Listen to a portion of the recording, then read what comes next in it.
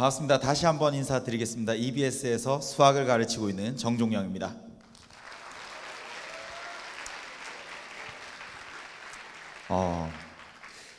굉장히 좋은 시설이네요. 예산이란 곳을 처음 와봤는데 사실 여기 오면서 예산고등학교에 대해서 이것저것 찾아봤거든요. 근데 최근 3개년의 대학 입시 결과가 굉장히 좋더라고요. 서울대나 이제 스카이를 비롯해서 의치안에 15명씩 가고 수도권에 있는 대학에 75명 혹은 많으면 90명까지 가는 정말 저력을 가진 충남 서부의 이제 명문사학이다라는 걸 느끼고 왔습니다. 이렇게 좋은 날씨에 이렇게 좋은 분들이랑 함께 하게 돼서 영광이라고 생각을 하고요. 전 지금부터 40분간 이제 수학 공부하는 데 있어서 조금 어려움이 있을 만한 부분들 같이 한번 살펴보도록 할 겁니다. 그리고 분명히 확실한 건 내가 공부를 하고 있지만 효과가 나지 않는 건 잘못된 공부 방법을 하고 있기 때문이구나, 좀 많이 깨닫고 가는 시간이었으면 좋겠습니다. 저는 수학을 가르치는 사람이라 이제 수학에 대한 학습법을 설명을 드릴 텐데요. 사실 수학을 잘하는 방법이나 다른 과목을 잘하는 방법이나 다 비슷합니다. 내신을 공부하는 방법과 수능을 공부하는 방법이 또 다르지 않고요. 그래서 여기에서 본질적으로 내가 집중해야 되는 것들이 뭔지 같이 한번 살펴볼게요. 지금 여기에 고1도 있고 고2도 있고 섞여 있잖아요. 근데 고등학교 1학년인 친구들은 사실 시간이 충분히 많이 남아 있습니다. 그래서 여기 두 번째 바르기 수락하기와 두 번째 있는 거랑 네 번째 있는 거랑 저런 건 이제 1학년 친구들이 주로 집중해서 보시면 될 것 같고, 정말 시간이 많이 없는 고2 이제 예비 고3인 친구들은 3번 할 때 좀 집중을 해서 보시면 좋겠어요. 수학을 계속 공부하긴 합니다. 수학을 공부하기는 하는데 왜 이렇게 나를 힘들게 하는 걸까? 옆에 친구는 수학을 그렇게 잘만 하는데 나는 더 많이 공부하는데도 성적이 나오지 않는 이유는 뭘까? 우선 수학이 정말 어려웠던 이유들을 차근차근 살펴보면요, 이게 여학생들은 이런 사진들 보면 굉장히 좋아하거든요. 근데 남학생들 전혀 반응이 없네요. 이게 앞에 있는 저 굉장히 훌륭한 몸, 사실 저랑 굉장히 비슷하지만 저는 아닙니다. 저는 배꼽이 조금 더 작아요. 그래서 저런 몸을 보면 나도 저런 몸을 갖고 싶다라는 생각은 하죠. 근데 저런 몸을 갖기까지 그 수많은 노력들은 사실 눈에 잘 보이진 않습니다. 근데 열심히 저 사람을 관찰해 보면 막 80kg 들고 막 이러거든요. 그래서 친구들이 착각하는 것 중에 하나는 나도 80kg의 무게를 들면 저런 몸을 가질 수 있구나. 근데 그게 아닙니다. 처음에는 80kg의 무게를 들 수 있었을 리가 없어요. 처음에는 훨씬 가벼운 무게부터 시작해서 열심히 하다 보니까 무거운 무게를 들 수 있는 몸이 만들어진 거죠. 근데 이런 것들을 겉에서 보다가 결국에 조바심이 나면 이런 판단들을 합니다. 그냥 내가 노력을 하지 않아도 겉보기에 그럴싸해 보이게, 나도 저렇게 보이고 싶다. 근데 정말 말도 안 되는 일임에도 불구하고 우리 학생들도 학부모님들도 똑같은 착각을 하고 똑같은 실수를 합니다. 전교 1등이 푸는 문제집을 풀고 전교 1등이 듣는 강의를 듣고 전교 1등이 다니는 학원을 다니면 우리 아이도 전교 1등이 될 수 있겠지. 정말 잘못된 생각이거든요. 그러니까 많은 친구들은 자신에게 맞지 않는 공부법을 택함으로 인해서 사실 노력하는 것에 비해서 성적은 나오지 않고 점점 더 수학은 실험만 지고, 거기에 많은 영향을 미치는 것이 잘못된 학원의 선택, 잘못된 강의의 선택이라고 생각을 해요. 지금 수학 영역 가형입니다. 전국에서 수학을 그래도 조금 한다고 하는 자연계열의 학생들이 치는 시험, 몇 명 정도 응시할까요? 한 20명이 조금 안 되게 응시를 해요. 한 18만 명 정도. 근데 저기에서 만점을 받는 친구들, 저 소위 말하는 킬러 문제를 풀어내고 만점을 받는 친구들은 몇 명이나 될까요? 사실 200명도 되지 않습니다. 이게 18만 명 중에 2017학년도 대수능에서 만점을 받은 학생은 133명. 그래서 전국에서 봤을 때 비율로 보면요 0.07%예요. 0.7%도 아니라 0.07%. 그러니까 1,400명 중에 한 명만이 자연계열에서 수학 만점을 받습니다. 근데 말도 안 되게 반에서 5등 정도 하는 친구들, 5등, 4등, 3등 그 위에 있는 친구들은요 전부 다 이런 킬러 문제를 푸는데 혈안이 되어 있어요. 근데 이 해만 그런 건 아니거든요. 2018학년도 대수능에서도 만점자는 0.1%가 되지 않습니다. 근데 이 문제를 잡고 있는 게 과연 효율적인 일이냐? 그럼 그렇지 않죠. 근데 많은 학원에서도 그리고 많은 문제집에서도 저런 문제를 맞추어야 만점을 받을 수 있으니까 계속 그런 것들만 풀어내게끔 합니다. 선생님은 가르치죠. 2번 가르치고 3번 가르칩니다. 근데 학생은 그걸 이해할 능력이 되지 않아요. 풀어낼 수 없습니다. 최상위권의 성적을 받는 첫 번째 요인은 킬러 문제를 풀어내는 것이 아니라 킬러 문제를 제외한 나머지 문제들을 안전하게 맞추어내는 것.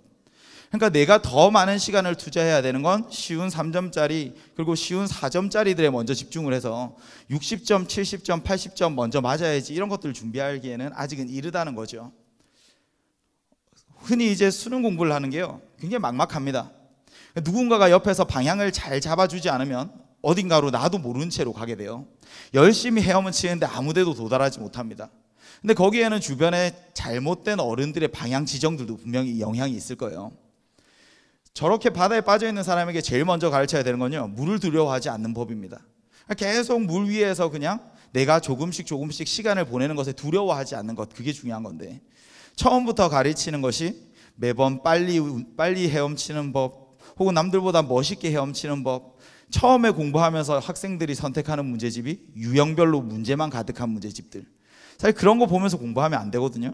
처음에는 개념서를 읽고 개념 강의를 듣고 해야 되는데 다들 유형별로 있는 문제집만 풀고 소위 말하는 일타 강사의 강의만 듣고 나한테 맞지 않는 옷에 너무 많은 시간들을 투자하니까 서로 힘들어지는 거죠. 그러면 어떻게 공부해야 될까? 이제 이건 굉장히 근원적인 방법입니다. 사실은 어릴 때 들을수록 더 효과적이겠지만 지금 어쩌면 고3을 눈앞에 두고 있는 친구들에게는 사실 이 부분들은 그렇게 와닿지는 않을 거예요. 그래도 고1인 친구들은 충분히 여유가 있으니까요, 다시 한번 내가 공부하고 있는 법들 좀 되돌아보길 바랍니다. 이게 실전, 문항풀이, 그 다음에 기출문제 분석, 개념 연습이 있어요. 당연히 제일 먼저 해야 되고 가장 많은 시간을 투자해야 되는 건 제일 밑에 있는 개념 공부입니다. 이건 누구나 다 알아요. 그러니까 어디 가도 개념이 중요하다, 누가 와도 개념이 중요하다, 항상 그런 이야기들을 하니까 개념이 중요한 것 같긴 해요. 근데 개념이 뭔데 물어보면 제대로 답변할 수 있는 친구들이 아마 거의 없을 겁니다. 그냥 쉬운 문제들이 개념인가? 그렇진 않거든요. 나중에 결국에 공부하다 보면요, 다 이런 한계에 부딪혀요. 도대체 어디까지 선행학습을 해야 될까? 나는 기본 문제들은 풀리는데 응용 문제가 풀리지 않습니다. 그냥 쉬운 문제들은 풀 수 있는데 조금만 바뀌어도 문제에 적용하지를 못해요. 대부분의 친구들 다 이런 고민에 빠져요. 소위 말하는 대치동 퀴즈라고 하는 중학교 때에도 수능 범위까지 전부 다 수학을 공부한 친구들도요, 결국에 이런 데에서 한계에 부딪힙니다. 근데 많은 친구들이 착각하는 것 중에 한 가지는 공식과 개념을 혼동하고 있다. 공식은 압니다. 근의 공식 뭐니? 그럼 잘 외워요. 정과직선사의 거리 공식 잘 외웁니다. 공식들은 아는데 정작 그게 왜 필요한지 어떻게 나온 건지 잘 모릅니다. 그래서 천천히 읽어본 적이 없거든요. 우리가 풀어내는 유형별 문제집에는 개념이 나와 있지 않거든요, 전혀. 근데 교재에 보면 개념이 많이 담겨있는 책들처럼 포장되어 있지만 사실은 공식밖에 담겨있지 않습니다. 마지막 표에 있는 공식을 하나 외우면 숫자를 대입해서 답이 나오는 문제. 그러니까 나는 다 대입해서 답을 찾는 건 할 수 있었는데 조건이 하나만 바뀌어도 문제를 풀어내지 못하고 그게 신유형이라고 고난도 문항이라고 하죠. 근데 저는 이런 생각을 해요. 수학을 잘하는 방법이나 음식을 요리하는 것이나 혹은 뭐 다른 과목을 공부하는 거나 사실 본질은 다 똑같다. 그래서 요리를 하는 것도 수학을 잘하는 것도 다 똑같은 건데 정말 중요한 건 뭘까? 우리가 흔히 알고 있는 공식이라는 건 사실 레시피 노트랑 똑같은 거거든요. 레시피 노트를 외우면요, 주어져 있는 재료가 그대로 갖춰져 있는 상황에서 그럴싸하게 맛을 낼 수는 있습니다. 근데 재료가 하나만 없어도 나는 마치 이 상황이 내가 예상치 못했던 그 변화에 적응을 하지 못해요. 그러니까 레시피 노트를 열심히 외워도 내가 처음에 받았던 그 재료가 조금만 바뀌면요, 문제를 풀어낼 수가 없는 상황이 옵니다. 근데 이건 공식이거든요. 개념을 안다는 건 도대체 뭐니? 그러면 지금 이제 개념이라는 건 혹시 한 가지 재료가 없더라도 내가 적혀있는 공식에서 조금 벗어난 상황이 오더라도 그 요리에서도요, 각각의 재료들의 쓰임만 알면 대체할 수 있는 것들이 굉장히 많거든요. 저 모히또 만드는 거 보고 깜짝 놀랐거든요. 모히또라고 칵테일 만드는데 거기에 깻잎을 넣더라고요. 사실 그런 것들은 재료의 쓰임 하나하나의 원리들을 알고 있지 않으면 사실 그런 창의적인 발상을 할 수가 없죠. 그래서 개념을 안다는 것도요, 레시피 노트를 외우는 거와는 좀 다릅니다. 근데 학생들이 수학을 못하는 이유 중에 결정적인 한 가지는요, 이것 때문이라고 생각을 해요. 레시피 노트를 외우는 일만 하고 있습니다. 근데 그러면서 나는 충분히 많이 노력하고 충분히 많이 경험했다고 생각을 하지만 항상 똑같은 상황에 똑같은 문제들만을 풀어온 거죠. 요리도요, 많은 경험을 해봐야 맛있는 요리를 할 수 있습니다.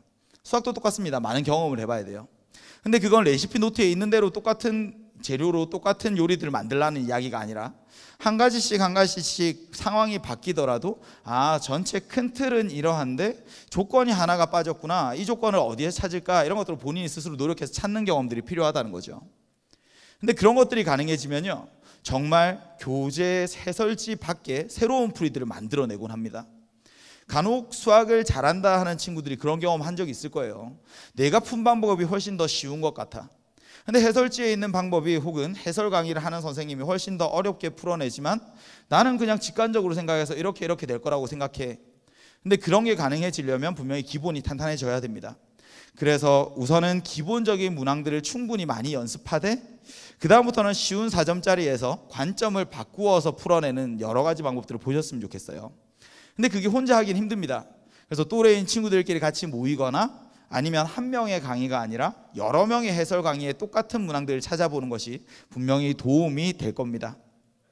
근데 막상 저기까지 가고 나면요, 또 되게 특이한 건 다시 결국에 기본기에서 성적이 차이가 나요. 누구는 같은 문제를 풀더라도 훨씬 빠른 시간에 풀어내고 누구는 같은 문제를 풀더라도 실수를 많이 하고 이런 차이들이 옵니다. 그래서 지금 공부할 때도요, 이거 이렇게 풀면 되겠네 하고 넘어가지 마시고 마지막 정답을 찾아내는 과정까지 꼭 확실하게 풀어내시고요, 혹시라도 계산 실수한 것들 그냥 넘기지 말고 실수한 것들도 전부 다 오답 노트처럼 실수 노트를 만들어서 계산들을 전부 다 적어보는 것. 그러다 보면 실수에도 항상 패턴이 보이기 시작을 합니다. 그러면 실수가 조금씩 줄어들어요. 그래서 내가 성적이 나오지 않는 이유가 혹시 실수를 많이 하는 것에 있다 하면 실수 노트를 만들어서 꼭 똑같은 실수를 하지 않도록 여러 번 계속 반복해서 눈에 익히도록 합시다. 지금 이런 것들은요, 이제 고1인 친구들에게 굉장히 중요한 부분이라고 생각을 해요. 설명할 수 없다면 이해한 것이 아니다. 잘 설명할 수 없다면, 쉽게 설명할 수 없다면 제대로 이해한 것이 아니다. 수학을 잘하는 친구들에게 물어보면 간혹 설명을 잘 못하는 친구들이 있어요. 그래서 수학을 잘한다고 해서 다 설명을 잘하는 건 아닙니다. 근데 설명을 잘하는 친구들 중에 수학을 못하는 친구는 없어요. 그러니까 수학을 잘하려면 많은 문제를 풀기보다 많은 설명을 해보려고 노력을 하셔야 됩니다. 그러니까 옆에 있는 친구에게 아니면 다른 동생에게 막 모르는 것들 계속 물어보고 질문하고 답변하고 해보세요. 의외로 나보다 못한다고 생각했던 친구가 했던 질문에 내가 막히는 경우들이 생깁니다. 그럼 되게 고마워해야 돼요. 그런 부분들 다시 한번 확인하셔야 되고요, 분명히 그런 부분에서 나중에 발목 잡힐 것들을 미리 예방할 수 있습니다. 이건 이제 1학년 친구들에게 수학을 우선 처음에는요, 읽으면서 공부하십시오. 개념서 굉장히 좋은 거 많습니다. 요즘은 두꺼운 개념서들 그리고 좋은 개념 강좌들 많아요. 근데 단점은 뭐냐면 너무 두껍다는 것, 그리고 강의가 너무 길다는 것. 그래서 학생들은 항상 강좌 수가 작은 강의를 택하고 문제풀이 강좌나 아니면 유형별 문제집들만 택해요. 분명히 한계가 옵니다. 그러니까 처음에는 개념서를 좀 꼼꼼히 읽으시고 거기에 있는 문장 하나를 좀 느끼셨으면 좋겠어요. 그러니까 수학 문제도 펜을 잠깐 내려놓고 읽는 연습이 필요하다. 그리고 해설지는 정말 많은 시간 투자해서 적혀 있는 거예요. 그 한 줄 한 줄의 의미들이 내가 느끼려고 노력을 하셔야 돼. 근데 많은 친구들은 항상 답만 확인합니다. 그리고 풀이 과정을 보고 나랑 똑같잖아 하고 넘어가요. 근데 요즘은 서술형 문항이 굉장히 많잖아요. 수행평가도 많잖아요. 그래서 한 줄 한 줄씩 적어보는 습관들이 굉장히 중요해요. 제가 이제 고등학교에서 학생들을 가르칠 때도요, 중학교 내신을 신뢰하지 않습니다. 근데 중학교 성적은 고등학교 와서 얼마든지 바뀔 수 있거든요. 근데 고등학교 1학년이 되어서 첫 번째 치른 서술형 문항을 보면요, 학생의 수준이 거의 판가름이 나요. 그러니까 서술형 문항을 적는 수준만 봐도 얘가 2학년 때 3학년 때 수학을 어느 정도로 하겠구나라는 게 얼추 맞습니다. 그러니까 지금부터 여러분들이 하셔야 되는 건 해설지에 있는 한 줄 한 줄 놓치지 말고 그대로 한번 따라해 보는 것. 사실 나중에 논술을 준비할 때도요, 그대로 따라 적어보는 것이 굉장히 큰 도움이 됩니다. 아까 말씀드렸죠, 설명하는 것. 설명하는 것이 문제를 당장 몇 개 더 푸는 것보다 훨씬 더 중요하다. 그리고 마지막, 단원별로 목차 있는 거 있어요. 그거 제발 한번 백지에다가 마인드맵을 쭉 그려보시기 바랍니다. 이게 수학을 잘하는 친구들에게는 굉장히 쉽게 느껴져요. 그 친구들은 이 단원 다음에 이 단원이 오고 그 각각의 개념들 사이에 연결고리가 만들어져 있습니다. 근데 수학을 못하는 친구들은요, 그 각각의 개념들이 퍼즐이 다 흩어져 있어요. 그래서 이런 일들이 생겨요. 아, 우리 아이가 내신 공부해서 내신 성적은 나오는데 수능을 잘 못 쳐요. 그러니까 이게 수능까지 전범위에 갔을 때 바닥이 드러나는 건 개념과 개념 사이에 그 연결고리들을 찾지 못한 것이 큽니다. 그러니까 마인드맵을 쭉 그려나가는 거예요. 그래서 단원마다 내용들을 쭉 적어보면요, 사실 한 학기 분량이라고 해봤자 백지 A4 용지 한 2장 3장밖에 나오지 않습니다. 그래서 그런 것들을 한번 해보시면 꼭 도움이 될 거다. 이건 이제 예비 고2가 되는 우리 고1 학생들에게 꼭 추천을 드리는 방법입니다. 근데 이제 고3에 올라가는 친구들은요, 조바심이 나요. 이제 수능이 2주밖에 남지 않았거든요. 2주만 지나면 이제 수능까지 딱 365, 1년 정도 남잖아요. 그러니까 내가 개념 정리하고 뭔가 개념을 새로 공부하고 하는 것에 부담을 느낄 수밖에 없습니다. 그래서 이제 이런 친구들에게는요, 가장 단시간에 성적을 올릴 수 있는 방법이 이런 거죠. 우선 성적을 좀 정확하게 판단을 하셔야 돼요. 내가 목표로 해야 되는 성적의 분포는 어딘가, 이런 거죠. 나는 분명히 성적이 3등급, 4등급이야. 그러면 우선 2등급을 목표로 해야 됨에도 불구하고 아까 말했다시피 킬러 문항 풀고 이런 것들은 시간 낭비거든요. 그러니까 내가 목표로 하는 점수대가 어디인지를 좀 명확하게 먼저 잡으셔야 됩니다. 이건 최종 목표가 아니고요, 단기적인 목표. 그 점수에 도달하면 또 그 다음 점수를 위한 공부 방법이 있고, 또 그 다음 점수를 위한 공부 방법이 있고, 성적에 따른 공부 방법은 따로 있다. 그래서 자신의 성적을 먼저 보셔야 돼요. 근데 1등급은 2개 정도 틀려도요 1등급이에요. 92점. 그렇잖아요. 그러니까 21번, 30번 조금 포기하더라도 나 1등급 받을 수 있습니다. 근데 이제 2등급, 3등급 내려오다 보면 사실 수학 가형에는 수학을 공부하지 않는 친구들이 거의 없어요. 그러니까 수학 가형은 한 문제 틀릴 때마다 등급이 뚝뚝 떨어집니다. 근데 수학 나형은 그렇지 않죠. 여긴 그야말로 기회의 땅이에요. 성적을 잘 받기가 너무나 쉽습니다. 5등급까지 내려오면 35점 이렇잖아요. 근데 어머님들은 저런 걸 잘 몰라요. 우리 아이가 9등급이 끝인데 5등급이면 아, 중간쯤 하는구나 라고 생각하시지만, 사실 5등급 정도 받는 친구들은 공부 거의 안 하는 친구들이거든요. 5등급이나 6등급이나 7등급, 8등급, 9등급 다 똑같습니다. 그러니까 몇 문제 더 잘 찍어서 맞추었을 뿐이죠. 서울에서 학생들을 가르쳐도요, 5등급의 친구들 주말마다 집에서 나가서 독서실 가요. 그러니까 집에서는 눈치 보이거든요. 그러니까 독서실 가서 계속 핸드폰 보면서 유튜브 보고 그래요. 그러니까 5등급의 친구들 정말 많이 반성하셔야 되고, 내가 조금만 더 맞추면 위로 올라갈 수 있겠구나 생각해야 되는데, 이건 사실 전국에서 다 똑같습니다. 얼마 전에 10월 학력평가 1등급이 상위 4%잖아요. 근데 10월 학력평가에서 수학 나형의 1등급 컷이 75점이었어요. 그러니까 75점을 이상 받은 친구가 4%는 25명 중에 1명, 한 반에 1명밖에 없다. 그때 3등급 컷이 46점입니다. 그러니까 46점을 받은 친구가 한 반에 5분의 1, 5명 중에 1명밖에 없다. 사실 공부를 조금만 하면요, 나형에서 등급 받기는 굉장히 쉽습니다. 근데 가형에서는 쉽진 않아요. 가형에서는 이제 3등급 위로 받기는 쉽지 않지만 우선 3등급까지 올라가는 건 얼마든지 누구나 노력으로 극복이 가능합니다. 이게 수능에서 수학 영역 학생들 성적 배치예요. 그러니까 가형은 수학 공부를 하지 않는 친구가 거의 없죠. 상위권에 굉장히 많은 학생들 모여 있는 거 보이죠? 한 문제 틀릴 때마다 등급이 뚝뚝 떨어집니다. 저기에서 높이 솟아 있는 것들은 4점짜리 한 문제 틀린 애들 이렇게 쌓인 거예요. 근데 아래쪽에 수학 공부하는 친구들 거의 없습니다. 왜냐하면 이 친구들은 수능 칠 때쯤에 전부 다 나형으로 넘어가니까. 2학년 때 수학 가형을 선택하는 친구들은 많은데요, 그 학생들이 3학년 때 나형으로 많이 넘어가요. 6월 모의평가 치고 나면 더 많이 넘어갑니다. 그래서 수학 나형에서는 이런 일이 생겨요. 수학 나형은 상위권보다 하위권도 굉장히 두터운 거 보이시죠? 오히려 중간이 별로 없습니다. 그러니까 조금만 공부하면 4등급 이상은 전부 다 받아낼 수 있습니다. 근데 그러기 위해서 가장 성적을 쉽게 올릴 수 있는 방법은 뭐니? 그러면 대부분의 수학 선생님들은 공감하실 거예요. 나형에서 3등급, 4등급은 한 달만 바짝 공부해도 받을 수 있는 성적입니다.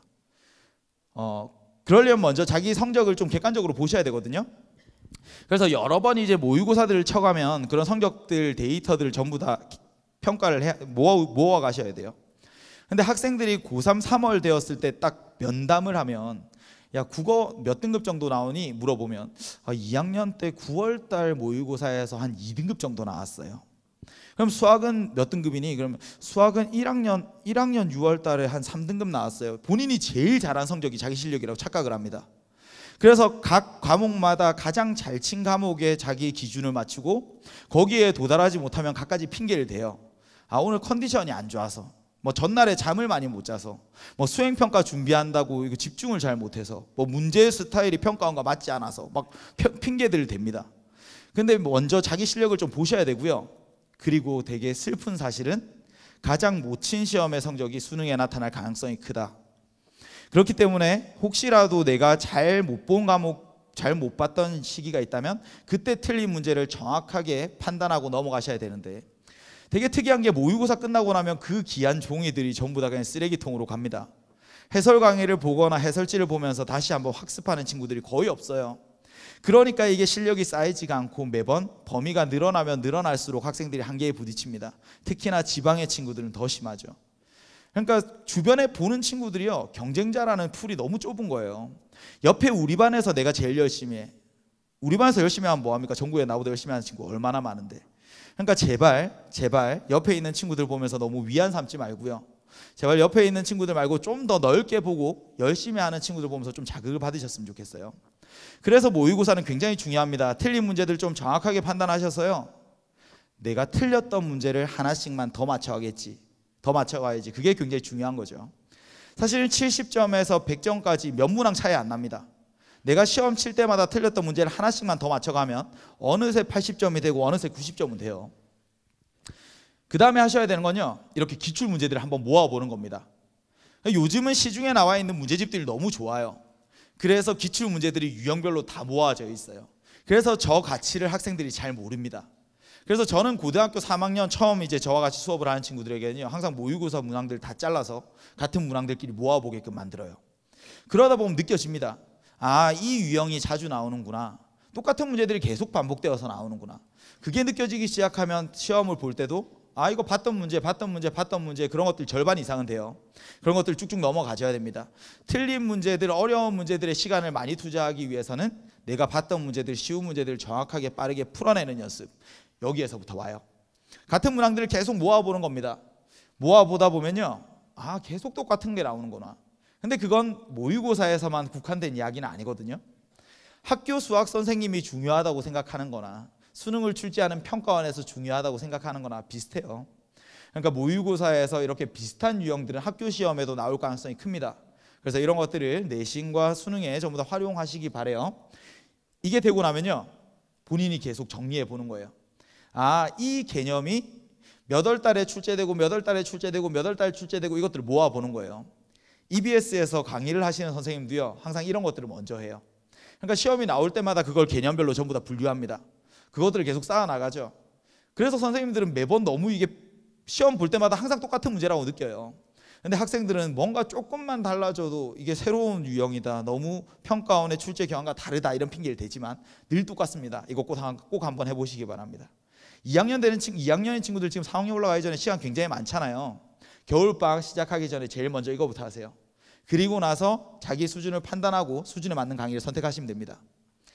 개념별로 모아두고 나면요, 그 다음부터는 이제 그 유형별로 문제들을 좀 풀어보세요. 그래서 내가 틀린 문제, 맞힌 문제, 이런 개인별로 성취도를 한번 체크해 보는 겁니다. 그러면 시험에 자주 나오는 유형도 있고 좀 덜 나오는 유형도 있거든요. 그래서 자주 나오는 유형은 성취도가 90 이상이 되도록, 내가 어느 정도 유형의 난이도의 문제를 10개 풀면 그래도 8문제, 9문제를 맞춰낼 수 있을 때까지 계속 연습을 하시면요, 분명히 1학년 입학하고 2학년 올라가고 3학년 들어올 때보다 졸업할 때 더 좋은 성적으로 졸업할 수 있을 겁니다. 근데 이게 모든 학생들의 다 공부법이 같진 않아요. 그래서 지금부터 하는 건 수준별로, 그럼 나에게 맞는 공부법은 어떤 것들이 있을까, 이걸 한번 나누어서 살펴보도록 할게요. 최상위권 1등급입니다. 소위 말하는 4%의 학생들. 한 가지 확실한 건요, 이 4%의 학생들이 내가 지금 배우고 지금 시험 치는 분량에만 집중하면요, 절대 역전 당할 일은 없습니다. 근데 이 친구들이 역전 당하는 이유는 뭐니? 그러면 지금 해야 될 것에 소홀하고 나중에 공부할 것을 보고 있기 때문에. 그러니까 2학년 학생한테 딱 가도요, 반에서 1등, 2등 하는 애들은 시험 범위 공부 안 하고 막 3학년 거 공부하는 친구들이 있어요. 그러다 보면 역전합니다. 역전 당합니다. 1등급인 친구들은 2등급인 친구들보다 사고하는 속도가 더 빨라요. 기본적으로 실수하는 횟수도 더 적습니다. 그렇기 때문에 같은 시간 같은 분량을 공부하면요, 격차가 더 벌어지거나 계속 유지돼요. 근데 다른 공부를 하다 보면 2등급, 3등급인 친구들에게 조금씩 따라잡히기 시작을 합니다. 그러니까 제발 최상위권인 친구들은요, 너무 범위에 쫓기거나 선행에 조급해하지 말고, 집착하지 말고, 지금 학교 시험이 가장 중요한 겁니다. 그래서 학교 수업이 가장 중요한 거예요. 인터넷 강의를 들으면 이해가 잘 될 수 있습니다. 하지만 시험을 출제하는 건 교실에 서 있는 선생님, 그러니까 선생님 수업 무조건 집중하셔서 거기에서 나오는 힌트들 하나씩 전부 다 체크하셔야 돼요. 저도 그래요. 우리 학교에 있는 학생들이요, 뭐 1등 하는 애들, 2등 하는 애들 딴짓할 때 맨날 힌트 줍니다. 수업 시간에 열심히 하는 애들 맞추라고. 학교 선생님들 마음이 다 똑같습니다. 그러니까 딴짓하지 마시고 학교 수업 시간에 힌트 주는 것들 놓치지 않도록 노력을 하시고요. 그리고 시험 기간이 아니더라도 제발 학기 중에는 학기에 해당하는 시험 범위 공부만 하자. 그리고 킬러 문항은요, 언제나 항상 세 문항입니다. 세 문항으로 갈라져요. 그러니까 마지막에 우리가 모의평가 같은 걸 치잖아요. 그럼 모의평가 치고 나면 킬러 문항 같은 경우에는 내가 답 찾았다고 끝내지 마시고 유명한 강사분들 한 5분의 해설 강의를 보세요. 이상하게 해설이 조금씩 다 달라요. 그런 것들 전부 다 내 것으로 만드는 거예요. 수학을 가르치는 저희도요, 그런 것들을 해요. 만약에 제가 수능이 끝이 나잖아요. 그럼 30번 어떻게 풀었는지 다른 선생님들 푸시는 거 다 봐요. 그럼 그분들이 풀었던 것 중에 내가 생각했던 것보다 더 좋은 방법이 있어? 그럼 그걸 제 걸로 만들어야죠. 근데 우리 학생들은 그런 노력들을 많이 안 하거든요. 나 이거 풀 수 있어요. 풀이가 한 가지 방법이 있는 게 아니거든요. 그래서 여러 명의 해설 강의를 듣고 지금 시험 범위에 집중하는 것이 최상위권 성적을 유지하기에 굉장히 중요한 부분이다. 그 다음 이제 2등급인 친구들, 상위 11%. 이 학생들에게는 제가 아까 처음 했던 이야기, 전교 1등 따라한다고 전교 1등 되는 것이 아니다. 전교 1등과 똑같이 흉내내서는요, 절대 전교 1등이 될 수가 없습니다. 와, 전교 1등 제가 지금 3학년권 미적분 공부하네, 나도 미적분 공부해야지, 그러면 안 돼요. 걔가 미적분 공부하면 오히려 나한테 찬스라고 생각하고 지금 눈앞의 것에 집중하셔야 됩니다. 그래서 전교 1등이 하는 건 무시하시고 지금 나한테 필요한 건 뭐니? 그러면 킬러 문항을 맞춘다고 1등급이 되는 것이 아니라 킬러 문제를 빼고 나머지 문제를 다 맞추는 것이 1등급이 되기 위한 조건이다. 그래서 나머지 문제 대표 유형을 푸는 것에 훨씬 더 많은 시간을 투자하셔야 되고요. 그리고 서술형 문항, 수행평가 이런 것들 해설지 한 줄 한 줄 그대로 따라 적어보는 것 굉장히 중요한 자세입니다. 꼭 그렇게 공부하셨으면 좋겠어요. 그 다음에 이제 5등급까지의 친구들인데요, 제일 위에 있는 게 중요한 거예요. 수업 들은 것을 내 공부한 것으로 착각하지 말자. 학교에서 수학 수업 들었다고, 학원에서 수학 수업 들었다고, 인터넷 강의 들었다고 내가 수학 3시간 들었으니까 오늘 수학 3시간 공부했네? 좀 쉴까? 굉장히 잘못된 자세입니다. 그러니까 선생님이 앞에서 열심히 풀어준 것과 내가 공부한 것을 좀 당연히 별개의 것으로 보셔야 돼요. 제가 항상 강의를 하면서 느끼는 건 저만 수학을 더 잘해지는 느낌이에요. 우리 친구들은 복습을 안 하거든요. 그래서 보면은 이해가 된다고 하지만 금방 쉽게 익히고 쉽게 잊혀버립니다. 그러니까 꼭 복습을 철저하게 해달라. 그리고 이 친구들의 안 좋은 습관은 뭐냐면요, 항상 몰아서 무언가를 하려고 해요. 그래서 꾸준히 했으면 좋겠습니다. 특히나 인터넷 강의 같은 경우에는요, 내가 토요일 날 시간이 되니까 3시간 들어야지, 오늘 시간 없으니까 내일 2개 들을까? 이런 자세가 굉장히 안 좋은 거예요. 그러니까 학원 가는 것과 똑같다고 생각을 하시고 항상 정해진 시간에 이틀에 한 강의든 하루에 한 강의든 좀 꾸준한 템포로 공부를 하셔야, 특히나 수학이라는 과목은 흐름이 있거든요. 그래서 연속성이 있거든요. 근데 지난 시간이 너무 오래전에 공부했던 거라 다 기억이 나지 않으면 아무런 도움이 되질 않습니다. 그래서 좀 꾸준하게 보고 공부해 주셨으면 좋겠다. 사실 그 아래에 있는 친구들은 특별히 드릴 말씀이 없어요. 우선은 하셔야 됩니다. 근데 이 친구들이 제일 많이 하는 건 뭐냐면요, 인터넷에 항상 찾아봐요. 효율적인 공부 방법들을 검색은 많이 합니다. 좋은 대학 간 선배들의 후기들은 많이 찾아봐요. 근데 절대 노력하지 않습니다. 그래서 저한테 수학을 어떻게 해야 잘합니까? 라고 물어보는 친구들 많아요. 근데 저는 항상 똑같이 이야기합니다. 하루에 2시간씩 한 달만 공부하고 와. 그때 오면 이야기해 줄게. 근데 아무도 안 와요. 아무도 그렇게 못 하거든요. 그러니까 하루에 2시간씩 우선 한 달만 해보고, 그리고 나서 나한테 맞는 공부 방법, 효율적인 공부 방법, 제대로 된 공부 방향을 찾아 나가는 거지. 하기도 전부터 맨날 이런 것만 찾다가 시간 보내는 것이 가장 아까운 시간입니다. 제발 핸드폰 좀 멀리 하시고 유튜브 같은 거 좀 보지 마시고 공부를 꾸준히 하여라. 그게 처음엔 잘 안 되거든요. 그래서 하루에 30분씩 3번, 4번이라도 먼저 앉아있는 습관들, 그리고 나서 10분씩 늘려가시면 됩니다. 먼저 앉아있는 습관만 들면 아까 보셨다시피 4등급까지는 누구나 올라갈 수 있다. 근데 그게 혼자 하기는요 참 쉽지 않습니다. 그래서 EBS 안에서 혹시 여러분들 힘들어하고 있다면 제가 추천해드릴 강좌들 몇 개만 소개를 해드릴게요. 우선 EBS도요 요즘은 전부 다 AI 알죠? 인공지능이 들어있어요. 그래서 여러분들이 문제를 몇 개만 풀어보고 거기에서 틀리는 패턴만 파악을 해도요 추천 강좌들이 뜹니다. 얘가 뭐 10문제 풀었는데 어떤 문제 맞추고 어떤 문제 틀렸고 얘가 어디가 취약하구나, 그럼 거기에 맞는 강좌를 추천을 해줘요. 근데 그런 게 굳이 아니더라도 들어가 보면 커리큘럼이 쭉 있어요. 근데 강의가 너무 많습니다. 그럼 학생들이 생각하는 건 항상 뭐 이쁜 선생님 아니면 인기 순으로 쭉 정렬해서 1등인 선생님 걸 들으려고 하는데, 나한테 맞는 걸 들으셔야 돼요. EBS의 그 많은 강의들이요 전부 다 수준별로 다른 강의들이에요. 조금씩 다 달라요, 타겟층이. 그러니까 1강 정도를 들어보고 나한테 맞는 걸 보시면 되는데, 수준은 이렇게 가보시면 전체 커리큘럼이 있거든요. 그래서 보고 저 안에서 선택을 하시면 됩니다. 그래서 내신을 준비하는 강좌들도 충분히 많으니까요, 뭐 기숙사 생활을 하거나 혹은 학원을 가기 힘든 상황이더라도 여기 강의 활용해서 좀 준비를 하시고요.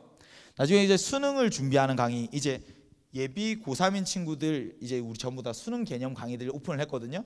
그래서 겨울 방학 동안에 수능 개념 한번 공부하고 나면 이제 1월달, 2월달에 수능 특강 강의는 훨씬 더 쉽게 들을 수 있을 겁니다. 근데 아무래도 예전부터 이게 수능 강의에 집중이 되어 있어서 많은 학생들이 모르는 기능들이 있는데요. 지금은 이제 전형들이 다양하잖아요.